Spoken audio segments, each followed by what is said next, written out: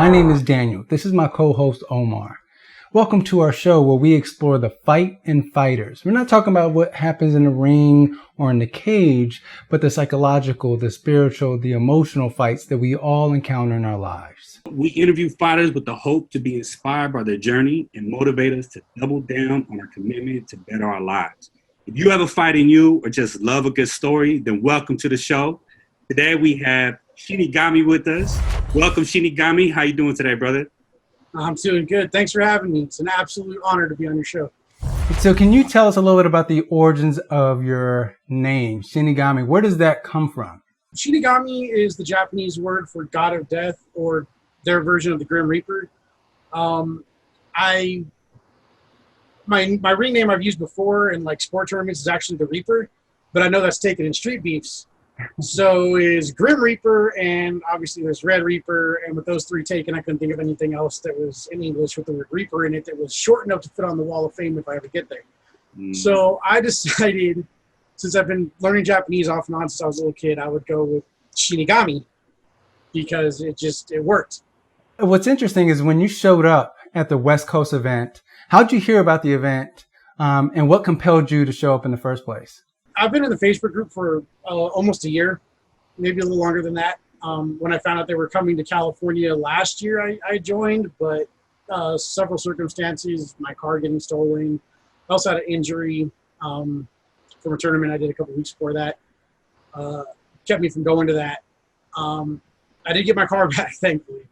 But when I found out that they announced it a couple months before it happened, and then it was, I didn't really hear anything because Facebook's algorithm kind of didn't show any of the posts about it. So I messaged Tiny Tank, who's in charge of the West Coast chapter, like the morning of the day, and because I thought it was going to be in Vegas. Because the one post I did see was about Red Reaper's fight with Reckless Rico, and one of the hashtags was Las Vegas. So I was like, okay, that one's going to be in Vegas. I can't make that one right now. Then he said it's today, and I was like, the next one's I should say, back up a little bit. I asked him specifically when the next California event was going to be. He's like, oh, it's today. So we had a little quick discussion about it, like 8 a.m. And then he said, yeah, I'll squeeze you in. Just here's the address. And I went, so that's how I ended up there. And that's how I ended up there. That's how that whole thing came about. What doubled my interest in doing it, though, like I knew I wanted to try full contact for the first time, and I felt the Street Beefs was a good opportunity for that. But that opportunity got even better when I saw Face's announcement in the Facebook group about after September, if you get 8 wins, you're eligible for sponsorship for a pro career if they think you're serious and have the skills to make it. So I figure now's the time to go. Tell us a little bit more about your background in martial arts. I mean, we've seen you come out in Street Beefs, in full gi, right? And we know that that you have a martial arts background. Can you talk a little bit more about when you started training and what disciplines you have training in? It was actually only the gi top and the belt. I was wearing MMA trunks because I wasn't entirely sure what the rules as far as grabbing clothes are, but I have been using gi top and MMA trunks for like sport MMA divisions because the tournaments I do there, they do allow you to grab the pants if you're wearing them. Just like, I can grab my gi top too, but I'm not worried about that. My background is Kempo Shotokan, karate. I started training in 2007 in September, almost 13 years ago to the day, in like a week and a half, or not even. And then some things happen, which sometimes happens with dojos, and it closed for a couple of years. And during that time span, I picked up Brazilian Jiu-Jitsu because I was already getting interested in MMA after I saw Lyoto Machida fight on Dragon. It was like a older fight, but it was on Spike TV on one of the UFC, like Ultimate UFC or something, where they were showing just a compilation of older fights. And up until that point, I had only thought of MMA as, I thought it was strictly Muay Thai and Brazilian Jiu-Jitsu, like mixed. Like I didn't know the origins of it or anything because I'd only seen a couple of cage fights on like the Ultimate Fighter when it first started. So I really didn't have a deep understanding of what it was. And I was pretty new. I actually started trying to do a sport MMA division like a few months or like a year. It was like a year and a half after I started training at this tournament in Las Vegas. So I hadn't really learned too much jiu-jitsu yet, but I felt like because Kempo had a lot of takedowns and stuff that you can't do in sport karate tournaments, like in the movies, you can't do it. It's not like in the Karate Kid where you can do a takedown and punch them on the ground. Like if they fall, you can get a couple seconds to get a body shot in, but you don't get to do all those nice throws and takedowns and stuff that you learn. So I wanted to try all of that, and so I went and did that, and that I fell in love with it. As a matter of fact, the funny thing is I actually didn't ever want to compete when I started. I really only started karate training to learn how to defend myself because, believe it or not, I used to get beat up almost my entire life until I was in like junior year of high school when I finally was like a big dude, like height and like shoulder width wise, and then people didn't really want to mess with me because I looked intimidating, even though I was still kind of a teddy bear. I mean, outside of the ring, I'm still a teddy bear. Don't get me wrong, but so I started doing that to lose some weight and learn to defend myself, and then they talked me to doing a karate tournament. And my first karate tournament, there was nobody for me to fight. So I got up at like 4 a.m. for no reason, sat there all day. I got a trophy because I was the only one in my division, and that was weird. I guess there was another bigger tournament that day, and the same because there's always multiple tournaments every weekend. So I guess everybody decided to go compete in the bigger tournament, and so I didn't get to fight anybody outside of my own dojo until my third tournament. Because my second one, I ended up, by luck of the draw, there was only 3 of us. It was another dude from my dojo. And they wouldn't let us fight the other guy first. Mm-hmm. So that fight, and most of my tournament fights, since they're all on my YouTube channel. But after that, I was nervous, but then I started falling in love with competing. And then that journey turned into, well, I know I got the point on this guy. This judge didn't see it. That judge saw nothing at all.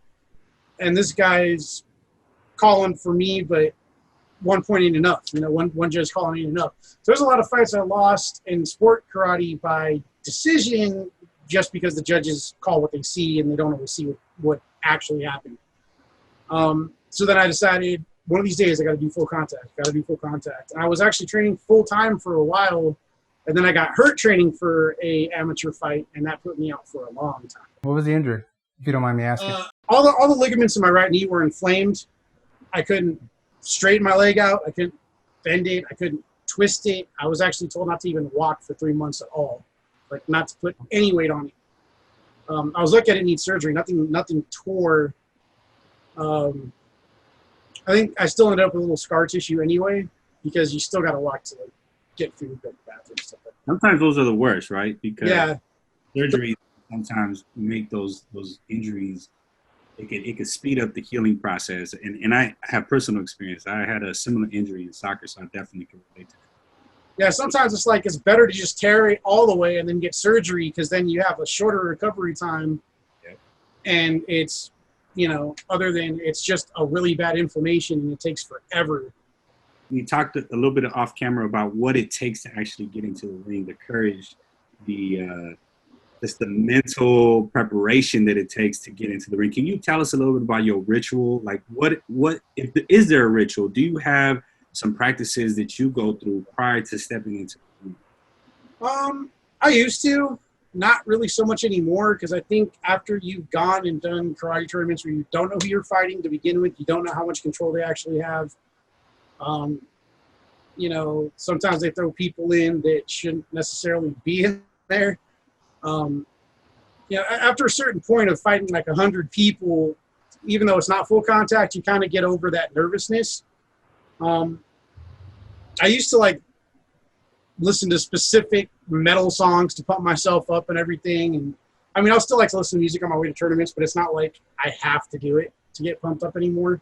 Now it's just kind of like, I know where my skill level's at. I know that philosophically, my whole thing is, as a martial artist, the point is to always be a better you than you were the day before or the last competition or whatever. It's not always necessarily victory against your opponents, but victory over yourself by testing and improving your skills. So my ritual now isn't really, my thing now is just get enough sleep and make sure I'm hydrated and just clear my mind. Like I'll get there and I'll maybe meditate for a couple of seconds just to clear my mind, take a deep breath, let it out as a ki, do some stretching, and I'm pretty much good to go after that.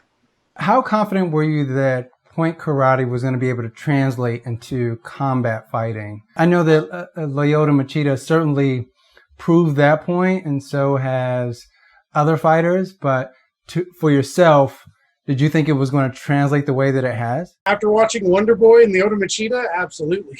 I've been watching them forever. And not even just them, Raymond Daniels, actually. I don't know if you guys know who Raymond Daniels is. Phenomenal fighter. He fights out of Bellator now, right? Yeah, he fights in Bellator. He's fought in Glory. He's done he holds like multiple black belts, but we're actually from the same karate lineage. I've met him several times. My Shion, well, I don't know if I should still call him Shion. I know it's like a title of respect, but he's usually that's like around a certain belt degree level in black, and he's actually an associate master. The last time I saw him he was associate master. I don't know if he's actually higher than that. He's an 8th grade black belt as far as I know. So, he's been around training Raymond since Raymond was a kid. Because Raymond used to live in Palmdale too. Okay, wow. Is that where you grew up? That's where I grew up. That's where I still live. The only time I didn't live here was when I was in culinary school. And when I was in culinary school, I was living in Pasadena for almost a year. And then the last couple of months, I moved into my great uncle's apartment. So you're a chef? I do not really like working in that industry. That whole thing led to a whole decade of struggle that I really regret ever even having gone. I wish I would have started martial arts before going to culinary school. I didn't start till I was 20, and I went to culinary school right out of high school. So had I discovered my passion for martial arts by actually starting earlier, I would have never even gone. I would have just focused on training and becoming a professional fighter earlier. Everyone was watching Food Network at the time. Culinary school was like the thing to do. Everyone wanted to be the next Gordon Ramsay or Wolfgang Puck or whatever. And the school I went to, which had the Le Cordon Bleu name on it, was not actually teaching the Le Cordon Bleu curriculum in France. It's owned by a company called Career Education Corporation that owns a bunch of for-profit trade schools, all different types. So they sat there and lied through their teeth in the recruiting office. I'm trying to make it $18, $20 an hour. Student loan payments would be $200 a month. Whole thing ended up being this big debt trap where I was on the hook for like $700, $800 a month, minimum payments. And then you get out and no one cares about the degree because you're competing for the same job as a dude off the street that didn't go to culinary school. Has probably been working in kitchens since he was in high school for the same pay. No benefits, no vacation time. It's terrible. You really got to love it, and I didn't love it enough to stick with it. I've actively been trying to get out forever, but now I'm just, after the last restaurant I worked at last fall, I'm so done. It sounds like what your true love is, right, is fighting. Like I heard you say that you sort of wish that you started training before you went into culinary school so that you could have become a professional, so you got pro, right? And I wanted to go back to something you said earlier about what got you into fighting, right? What got you sort of interested or curious about training, right? And being able to defend yourself. You talked a lot about getting beat up as a youngster. And I'm wondering if you could touch a little bit more on that. You can share a little bit more about, like, what were some of the reasons for why folks are coming after you? What was it like growing up in your community? What was it like going to the schools you went to? If you could just kind of go back to that time, what do you remember from that time? I'm not going to entirely say some of it wasn't my fault, but a lot of the times what was my fault wasn't really worth getting beat up for. There was one other period of time where I didn't live out here because I used to get in trouble in school a lot. Sometimes it was stuff I actually did. Sometimes it was stuff I didn't actually do, but I got expelled a couple times. I didn't like doing homework. I got expelled from one school for that. But I don't know. Sometimes it was just because I was a little different. My mom was really kind of overbearing and over censoring of things. So like a lot of things that were popular that other kids were into and would talk about, I wasn't allowed to watch it. Ninja Turtles, all the stuff that everyone was watching. It's too violent for me. She didn't want me watching it, so I didn't get to watch it. You know, that kind of will ostracise you from the group. That's pretty ironic. The irony, right? Oh, super ironic. Among other things, I used to get to watch. I was allowed to watch Three Stooges, but Looney Tunes was too violent. I never understood it. So sometimes it was just because I wasn't really, you know, the cool kid. You know, I couldn't keep up with the cool stuff.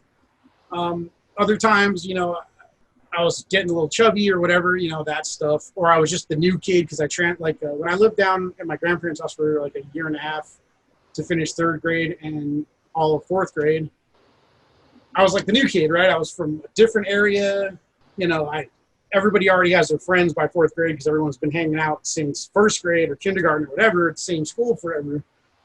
So I actually got kicked out of that school for getting too many fights, but that was because my bullies were picking on me like every day. I actually got to the point where one of them had tormented me so bad I couldn't even sleep at night anymore for like 3 or 4 days.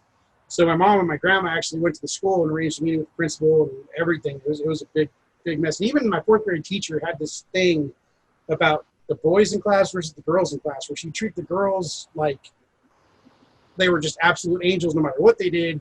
And if a boy did something wrong, no matter what it was like it was preferential treatment towards the girls. And I was homeschooled from 5th grade to 8th grade, so I went back for 8th grade, and I really didn't have any social skills or anything, whatever, for that kind of dynamic. And what got me into trouble from 8th grade till halfway through high school was I noticed the people hanging out with each other were talking a lot of smack to each other. So I'm like, okay, this is weird, but I guess that's how you make friends.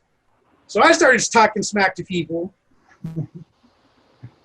thinking, okay, cool, they'll be my friend. Yeah, it didn't work out so well. And then at that point, it was just like I had a mouth on me. So, I mean, to this day, I'm still kind of flippant. I'll say whatever comes to my mind. It's just now I know how to kind of say things where it's not going to make people want to punch me in the face. You know, we know that as a youngster, one of your biggest challenges was trying to navigate, right? It's like the socialization of a young person, right? Like making right. Not making friends, like who are you? Like the whole process of trying to just get to know who you are as a person, right? And I'm wondering, you know, what are some of the challenges that you like? The biggest challenges you're currently facing right now as an adult. So you went from like being beat up as a youngster to like even going and pursuing this field of culinary that you thought, you know, hey, this might be a good thing for me. But then finding that there were so many challenges in that to now becoming a fighter. So you're a fighter now, someone who is probably potentially looking at going pro, which I'm curious to hear about. But outside of that, in life right now, what are some of the biggest challenges that you're currently trying to face, trying to navigate and trying to overcome? I think the biggest one has kind of just been a running thread since culinary school, and because of culinary school is just financial challenges. I mean, I had to sue the school. A lot of people sued the school. I didn't even get my tuition back in the settlement, and then lawyers took their 40%. So I had like 19 grand after that. Before that, I was staring down the barrel of $102,000 after interest and everything. Again, you know, working in the culinary industry while having to deal with those payments and not having jobs off and on because I was trying to get out of the industry. So I would have long periods of unemployment. You know, strain on the family from that because my grandpa co-signed the loan. Him and my mom worked out a deal where she was paying it. They didn't even include me in that because my grandpa was paranoid about losing his house. Just a whole lot of that stuff. So I'm just, as far as I know now, I haven't had to get the debt lawyer and everything after the other thing. And I seem to be out in the clear now. Just a lot of stuff, you know, strain on family connections, just trying to financially make it so I can get out of my mom's house again. I've been back a couple of times. I've had my own place. I missed that. Hopefully this is my last stint here once I leave. My current goal is, aside from being a professional fighter, actually my long-term goal is I want to open a gym and teach full-time, completely self-employed. Got a couple other projects on the side I'm trying to do or get out there to try to make some money. Me and a friend of mine from culinary school make this board game. Haven't really done much with it, and it's kind of hard to get it out there with the pandemic shutting down conventions and stuff. And I also have a novel I'm trying to get published.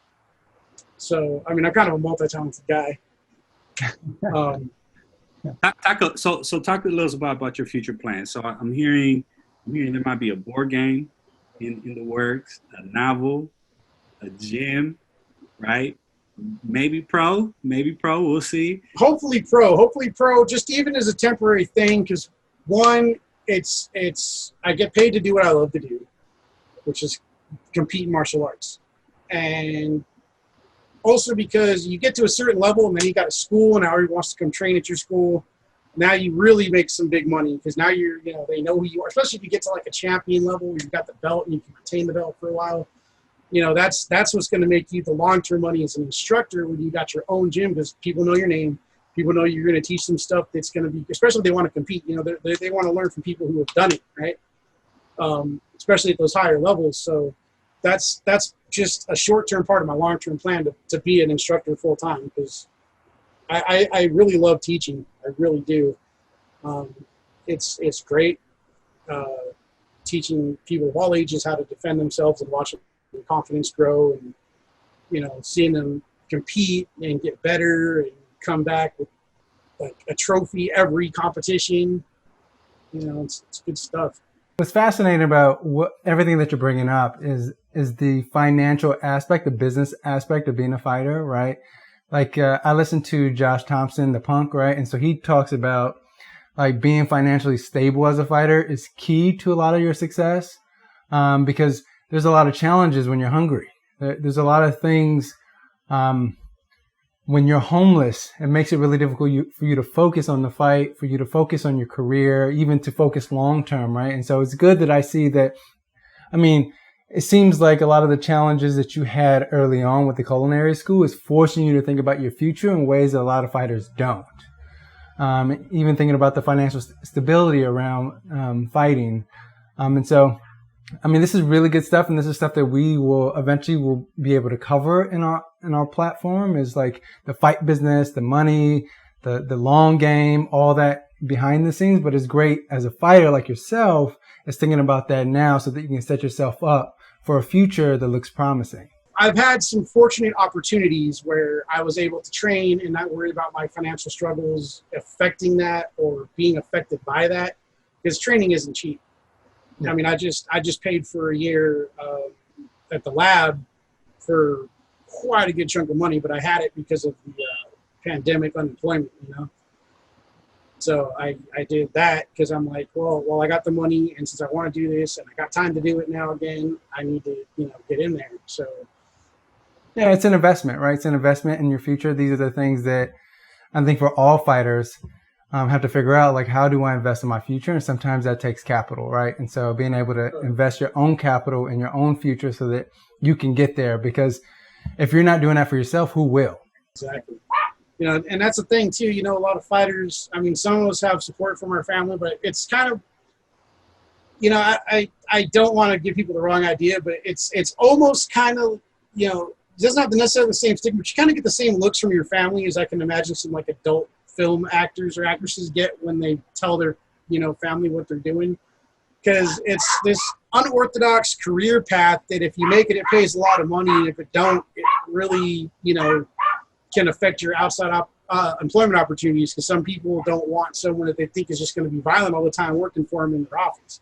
Because the optics they have of you, if they see you fighting, is, oh, this guy must be just a violent person. But the reality is most competitive fighters, while they might be violent in the ring, are actually the nicest dudes on the planet outside of the ring. I mean, you wouldn't even know they were a fighter if you never saw them fight, or that they even had it in them, because we don't want to hurt people. We get all that out in the ring. I mean, most of that isn't even because we want to hurt people. It's because we like to compete, and that's our platform to do it and get paid for it, is full contact fighting. People don't understand. I mean, my own grandpa, I've told him a couple times, and he's like, well, what about retirement and insurance and all the benefits that come with certain jobs? And, I remember I met a boxer when I was a kid, and he said, you really got to love getting hit in the face to do it. And it's like, I mean, it's not so much that I love getting hit in the face, but I love to compete, and I know that getting hit in the face is part of that. So, I mean, nobody likes to get hit in the face. Let's be real. Nobody likes it. But, it's part of the game. It just is, and even though it's not necessarily the most pleasant experience, after a few times you get used to it, and it's just, it is what it is, and you don't think about it anymore. You're absolutely right that, fighters are some of the nicest people, some of the most humble, the most respectful individuals, right, that I've ever met have been fighters, have been folks who have a martial arts experience, because that is, if you have a good professor, a good sensei, right, a good trainer, that's the foundation of what you're going to be learning, right, is those principles that all stem from respect. However, we were talking a little bit about fighters who don't show that same level of respect and who can be a little bit shady. So I know, Daniel, you wanted to dig into this a little bit more. I don't know. I personally don't know the whole backstory, so I'm curious. I'm curious to learn more. Yeah, I mean, go ahead. Grandmaster Gishin Funakoshi, who said, karate begins and ends with respect. I might be mistaken. There's a lot of Okinawan masters that I research both from. Terrible with name retention. So sometimes I get my stuff mixed up. But basically, even on the Street Beefs fights, they didn't show it when they uploaded the video. They edited it out, I guess. But before the fight, I bowed to my opponents before we went out and touched gloves. And I bowed after the fight, too. That you can kind of see, but it's all about respect. I mean, it really is all about respect, because you know that you're going in there to either compete for points or to compete in a way that you could damage your opponent. So you have to respect the fact that they're willing to get in there and do this dangerous game that you're doing too. It's a risk you're both taking, and that you got to really respect the other guy for doing that. Especially in a situation where you don't, like tournaments or wherever, where you don't know who you're fighting until you get there. So, big shout out to Detail and Storm Rider for stepping in, especially Storm Rider. He did 2 hard fights because he had a lot more to show and he wanted to show more. And I talked to both of the guys afterwards, no hard feelings whatsoever. They're good guys. And I love to see them back in there, and see what they have after they get a little more training in. It's all respect though. It's all respect. Again, it's really all comes down to, you're fighting somebody else, but it really comes down to challenging yourself to do better every time. With saying that, right, because you mentioned Street Beefs, you mentioned a number of other fighters. So what are your plans with Street Beefs? Are you planning to fight a little bit more before you go professional, or how are you planning to use Street Beefs as an outlet? I definitely plan on fighting more in Street Beefs. I think it's the most accessible amateur platform that there is right now. And it gives you more exposure than even some pro fighting does. I remember watching an interview with Quack Attack, and he was talking about how he was an amateur champion before he even did Street Beefs. And his championship match that he uploaded to his YouTube only got 4,000 views in like a year, and he went to Street Beefs and had 6,000 views in like a day or something. Same thing with my video. My fight with Detail, there was like 6,000 views in half an hour. My entire channel, I don't think, had 2,000 views between all of my videos totaled. And I have like 180-something videos on my channel. So it's definitely an excellent source of exposure, and hopefully it'll help me parlay my skills into a professional career. At the very least, I'm going to get a lot of exposure, so it'll make it a little, people will know who I am, hopefully, by the time I get to where I can register for a pro career. Absolutely. I mean, Street Beefs, I think as a platform, as an organization, I think does a really good job of creating a community of fighters who come together to find mutual respect in the ring or in combat, right? And so you can see that. I love the fact that Scarface sets up even like matches where they're squashing the beef, where there's like real tension outside of fighting, and he brings them in to squash it, and then for them to settle it in the ring so that it doesn't lead to gunplay or doesn't lead to any additional violence. So I certainly appreciate them as a platform, and so much respect to Scarface. Oh yeah, absolutely. I firmly believe in his motto and his vision of guns down, gloves up, because people get heated. Sometimes people do rash things, but at the end of the day, a lot of the things people beef over. Like I remember watching a beef fight that was over $20. Wow. Some people really do shoot each other over $20. It's ridiculous. because people get mad and they do things because they're mad. And, I mean, even if you're not, I think we've all been there. We've said things or done things we're mad that we didn't really mean and wouldn't otherwise do and regret it later. So I think Space has done a really good thing in giving people the ability to vent their frustrations and settle a dispute with just, you know, the minimal amount of violence and with safety in mind too. Because people could get in a fight in front of their house in the street, but that's dangerous. You know, you ain't got nobody to pull the guy off you. If somebody slips or gets knocked out, I mean, I just saw a video on Facebook like a month ago where a couple of teenagers were boxing in the street to settle a beef, and one dude got knocked out and his head smacked on the concrete because he was out. And he ended up dying later because I don't know the actual medical term for it, but basically the trauma had caused the back of his brain to split right above the brainstem.